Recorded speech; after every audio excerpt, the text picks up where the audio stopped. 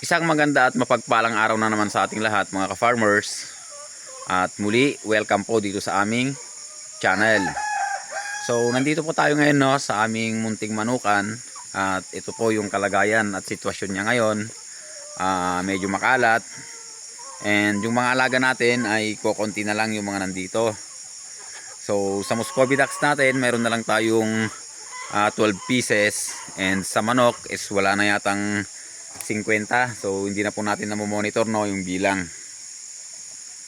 So sa Muscovy ducks mga ka-farmers, nakapagbenta tayo dito ng mga ilang piraso rin. So bawi tayo sa mga Muscovy ducks natin. Pero dito po sa ating mga native na manok ay tayo po ay hindi pinalad. Dahil nga sa napabayaan natin sila, marami po yung nagkasakit at namatay. And yung iba kinakain ng pusa nung sila po'y maliliit. And syempre meron po tayong isang kaibigan dito na malaking sawa. Binabalik-balikan po yung iba. So konti lang po yung natira sa ating mga alagang native na manok. Yung mga nasa labas, ito po yung pinapalaki natin para ibenta. Pwera lang po sa mga inahin natin yung itim at saka yung isa na kasama ng rooster. And dito naman sa nakakulong, ito po yung mga ating selected na gagawing breeders. So yung mga nandito po sa baba ay malapit na po silang mangitlog, malapit na mapakinabangan. And dito medyo nahuli lang ng konti kasi mas late po ito mga napisa. So 16 piraso po ito. Sila po yung pag-uumpisaan natin ulit na magparami ng native na manok. And dito naman sa Brahma natin is nasa 20 sila dati. So 7 lang po yung natira. May 4 na rooster tayo and 3 inahin. At itong mga rooster natin is gagamitin natin na pang-upgrade dito sa ating mga native na manok. So ang ginagawa po natin sa mga rooster natin, hindi na po natin sila pinaghihiwa-hiwalay para masanay po silang magkakasama. Dahil yung mga inahin natin 16 plus 3 and meron pa tayong 3 inahin din. So marami-rami din po yung kanilang kakastahan. And may 2 Brahma pa tayo So 5, 8. Bali nasa 24 po na inahin yung ating gagamitin. And sana maparami po natin sila ngayong pagkakataon na to. At talagang magpo-focus po ulit tayo. So ito na po yung loob ng ating pabahay ng mga manok dito. So tinanggal po natin dati yung division.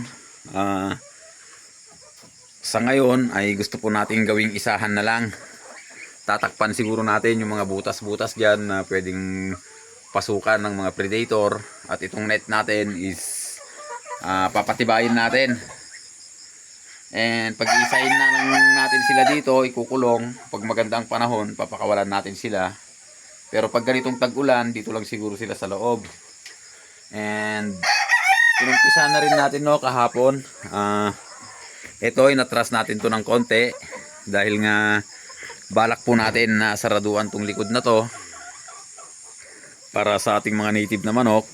Dahil yung mga nandito kasi yung natin, mga panabong natin. So abangan nyo rin po. Ako rin po ay mag-uumpisa sa larangan ng mga panabong na manok. So magpaparami po tayo. So itong sweater natin ay mayroon ng 4 na napapisa. Ipapakita ko mamaya. Hiniwalay ko agad sa kanyang mga anak para mabilis siyang mag-heat para magamit natin ulit siya. And dito naman meron tayo ditong white kelso na inahin. And yung dome na natin na broodcock.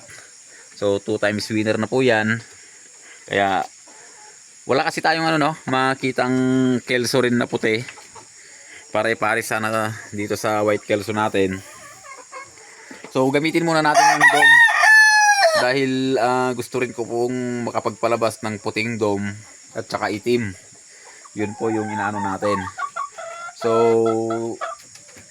dito binabalak natin dito sa area na to, maglalagay tayo ng pinto dito. Siyempre lalagay tayo dyan ng pinto. So ibabalik natin yung yero dito sa side. At i-open po natin itong ginawa nating pakainan nila dito. So tinakpan lang natin ng tarapal. Para naman pagka magpapakain tayo at maglalagay ng tubig ay dyan na lang. Hindi na tayo papasok para hindi naman sila ma-disturb. And itong rooster natin, no, ang ginagawa natin sa rooster natin, pinagsalit-salitan natin siya. Ililipat natin dito sa kabila. Halos araw-araw po na ganun yung sitwasyon. Tapos pagka Sunday, inaano po natin siya, nilalabas, pinagpapahinga. And ayun, check naman po natin dito sa ating mga sisiw.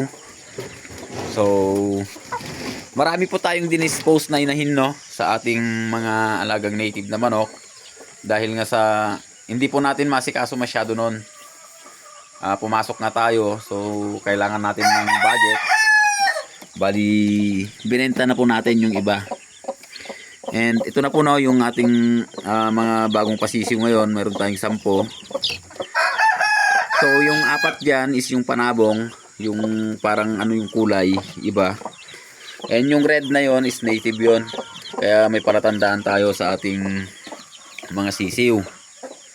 And itong mga Muscovy ducks natin is hiwalay nga natin. So mabaho kasing Muscovy ducks, no, pag ganitong close na area. Mahilig silang sa tubig, natatapon yung tubig. So gusto ko po silang mahiwalay. And eto, mayroon tayong isang pure hatch na stag. So pinapalaki natin yan. Baka magamit natin yan sa susunod na breeding next year siguro. So more on breeding tayo, no, sa panabong. Hindi naman po tayo mahilig mag taya-taya sa mga sabungan. At marami kasi tayong buyer din sa panabong na manok. And yung pabo natin, ito na po yung na-produce natin. Meron tayong 2.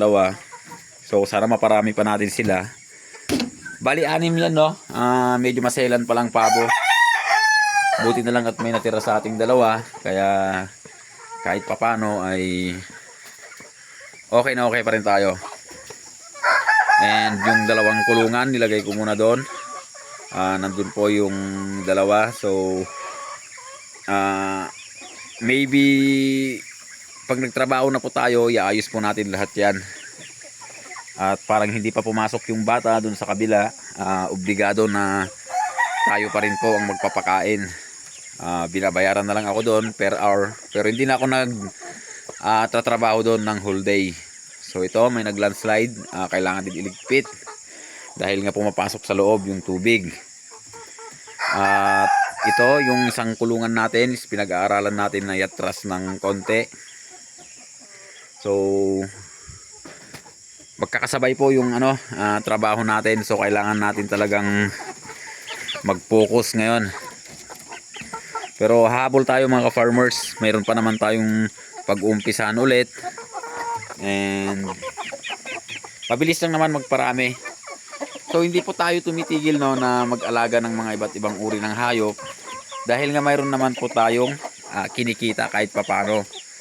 Ang nagiging problema lang natin is hindi po talaga natin na bigyan ng ganong halaga at pansin nitong mga nakaraang buwan dahil nga pumasok po tayo sa trabaho. Pero na-compute ko rin po, no, mga ka-farmers, hindi naman po sa pagyayabang. Kung yung sinasabi ko noon na weekly po tayong may ma-re-release na kahit 10 piraso lang sa ating manok, 10 piraso sa ating pato, so kikita po tayo. And yung kambing naman natin at baboy is parang seasonal lang naman yung mga yon dahil nga sa medyo matagal alagaan. Pero pag nagkasabay-sabay po na tayo po ay nag-release, medyo maraki-laki rin po mga ka-farmers. Ang pagkakaiba lang pag may trabaho is tuwing katapusan at kinsenas meron ng inaasahan na siguradong sahod. Dito kasi mga farmers is talagang tiyaga ang ating puhunan dito. So hindi pwedeng nag-alaga ka ngayon, bukas magbebenta ka na. So medyo matagal-tagal ang ating hinihintay. Pero pagka nakarecover ulit tayo at mag-umpisa na namang mag-release, so makakabawi tayo mga farmers. So ayun lang sa araw na to mga farmers, no, magpapakain muna tayo dito at tayo muna ihahalili doon sa kabilang farm dahil hindi pa pumasok yung trabador nila doon.